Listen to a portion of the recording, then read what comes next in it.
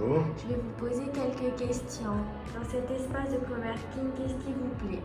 L'espace coworking, c'est la dimension humaine. On n'est pas dans une usine où on est plusieurs à travailler de manière différente. Là, on est vraiment sur un espace à taille humaine et la relation avec les autres coworkers et avec le gérant est vraiment très intéressante. Quels sont les bénéfices que vous en tirez de cette méthode de travail? Les bénéfices, ils sont nombreux. La première, c'est la concentration. On peut concentrer sur notre cœur de métier. On est situé dans une zone géographique importante puisqu'on est en centre-ville. On dispose bien sûr de toutes les commodités. Parce qu'on a un espace qui est climatisé. On dispose de la Wi-Fi. On dispose d'une imprimante. Donc on a vraiment toutes les facilités qu'on peut avoir d'espace et qui plus est un prix très intéressant. Quels sont les enjeux de créer sa propre entreprise? Alors les enjeux, ils sont d'abord financiers, puisque quand on crée une entreprise, on a des objectifs financiers qui sont bien sûr générer du chiffre d'affaires. Ils sont aussi humains, puisque quand on crée son entreprise, on devient son propre responsable de soi-même et éventuellement de ses collaborateurs, lorsqu'on a des collaborateurs, et de ne plus dépendre d'un patron. Ouais. C'est l'avantage.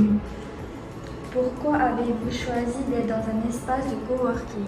L'avantage, c'est que tout est sous la main. On a un bureau, on a un espace dédié, on a la Wi-Fi, on a l'imprimante, on a la climatisation, on est en centre-ville.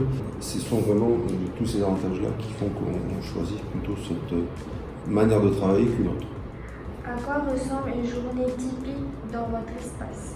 Alors l'avantage, c'est que contrairement à quelqu'un qui est salarié, on arrive à l'heure qu'on veut et on part à l'heure qu'on veut. On peut travailler tous les jours, on peut travailler la nuit, on peut travailler la journée, donc c'est vraiment une liberté totale. On est dépendant essentiellement de ses clients. On doit répondre bien sûr aux besoins et à la disponibilité des clients, mais l'avantage il est là, c'est qu'on décide la durée du travail, sur quel dossier on va travailler, voilà, c'est une liberté totale. Peux-tu rajouter quelque chose? Alors, moi je voudrais rajouter, puisque vous me posez la question, c'est par rapport à la situation actuelle, la crise économique, la crise sanitaire et la crise sociale. On s'est rendu compte qu'aujourd'hui, on concentrait, quand je dis on, c'est plutôt nos dirigeants, concentrent leurs efforts essentiellement sur le tourisme. Alors, il ne faut pas oublier que le tourisme direct, c'est 15% du PIB. Même si on rajoute le pourcentage, tous les prestataires et les sous-traitants, on arriverait, je pense, à 30% du PIB.